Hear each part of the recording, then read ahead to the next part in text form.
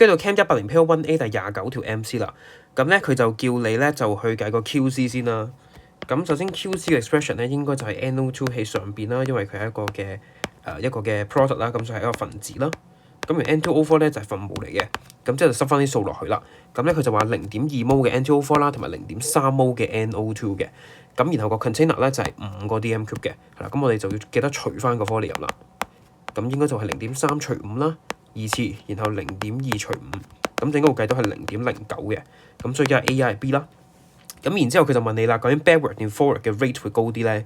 咁首先我哋發覺到一樣嘢就係個 QC 咧係0.09嘅，但係個 KC 咧係0.13嘅。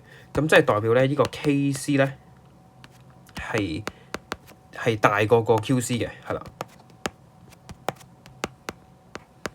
咁即係代表咧，如果我哋想 reach 到個 equilibrium 嘅話咧，我哋就要將 QC 個數咧係上升嘅。咁 QC 等於啲咩啊？就係嗰個嘅 product 嘅濃度 ，product 嘅 concentration 除以個 reactant 嘅 concentration 啊嘛。咁我哋點樣先可以增加到 QC 個數啊？就係增加個分子，減少個分母咯。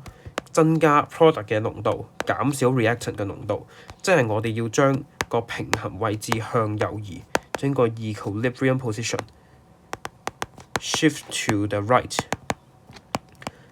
咁我哋就可以做到呢件事啦。咁點樣先可以將個平衡位置向右移啊？咁就係要令到嗰個嘅 forward 嘅 rate 係要大過 backward 嘅 rate， 咁你先可以向右移到噶嘛。咁所以咧應該睇翻上邊個 option 咧就會係 B boy 噶啦。咁個 hit rate 咧就得48% 啫。